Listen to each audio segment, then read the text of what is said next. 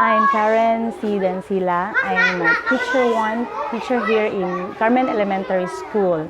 And this school is part of Tugbuk District, which is the boundary of another district here in Davao City, Philippines. I am now teaching in a second grade, handling 50 pupils and teaching all the subjects here in this school. This place, Barangay New Carmen, is near the dump site where all the garbage in Davao City are dumped. So basically, most of the pupils here are the children of scavengers. So that's their way of living. So.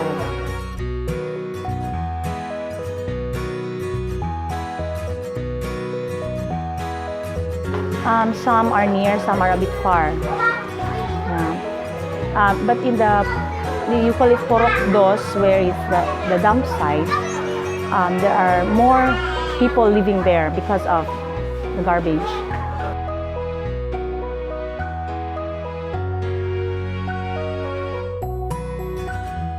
It's not that far. Some they will just like, if they walk, they will walk like 10 to 20 minutes, depends upon the distance. Some in farther than the Porok Dos, where the dump site is a bit farther. So most of the students they do the hitch.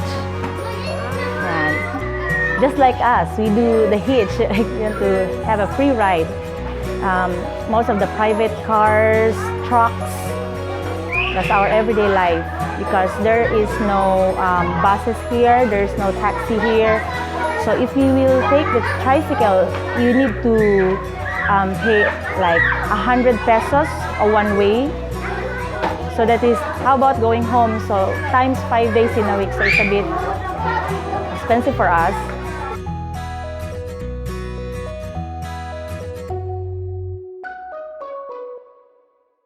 Our class hours, actually this is our class program.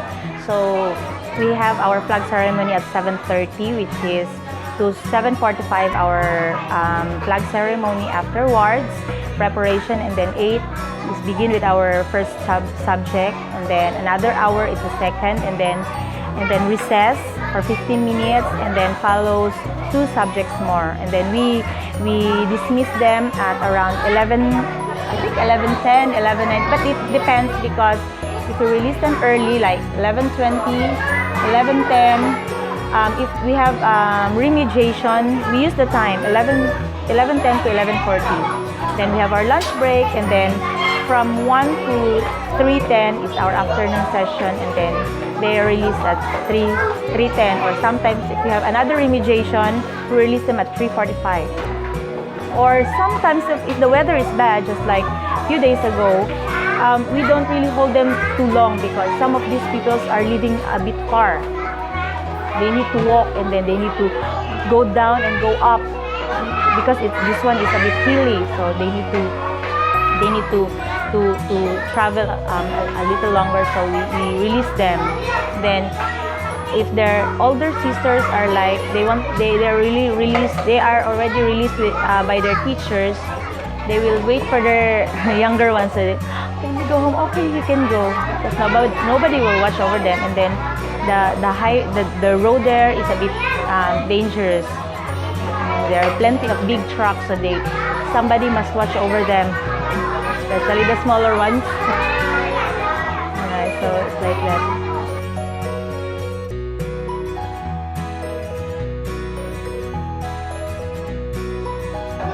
This school is a public school under the Department of Education, and there's no tuition fee here. Everything is for free. The books, they can borrow the books, and they will return at the end of the school year.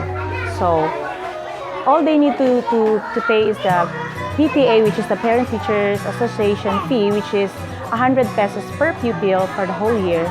And that fund will be used in the school needs. That's all. Then sometime, and in each classroom, the Parents Teachers Association, we also have our own project. Like last year, my parents' project is the curtain.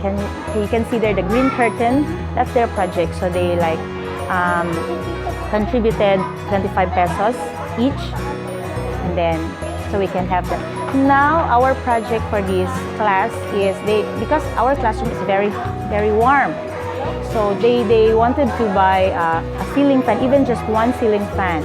But sometimes, but some of the parents like like stingy to give. Some already, half of my parents have given, and some not yet. So it's like it's difficult to realize the project. So that's the difficult part, because the government cannot really like finance. You see, it's very warm here. Even just one.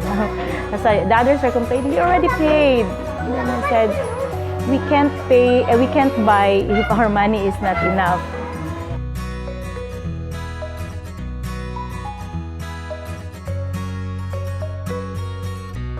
Honoring the pupils or the learners who will excel, there is 90 to 92 we awarded with honors. Then 93 to 95 we awarded with higher honors, and then 96 to 100 is the with highest honors.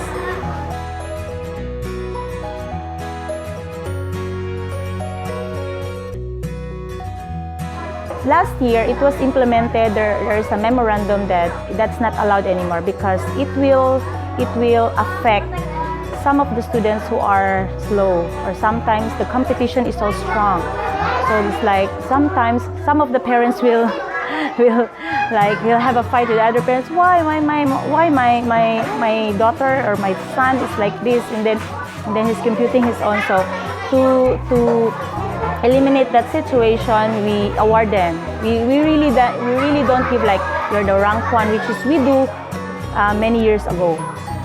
So it's just like last year we implement the Department of Education implemented that one with higher honors, and then we will mention the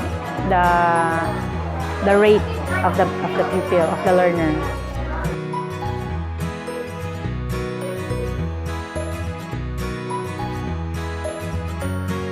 Of course, I motivate them. In the first place is most of them are scavengers children, so they know how difficult life is in that area. Some of them already tried the scavenging. So we encourage them that's not an easy life, it's not healthy, and this dump site will not stay there for long. We heard a news that soon they will like rehabilitate this and they will transfer. And so it's not, the work is not stable, so we encourage them to study more. You must finish your studies so that you can choose the job you wanted, and then you can have a better living, a better income, and a better job in the future.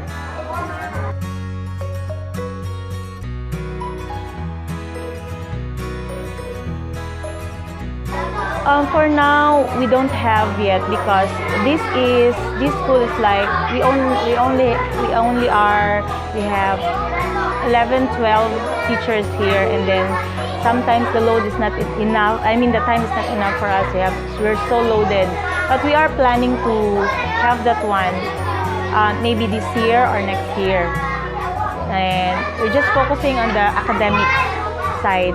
But on the other side, the extracurricular, we have the monthly activities like the reading month. We have activities, the science month. So we have activities. So for the org, we don't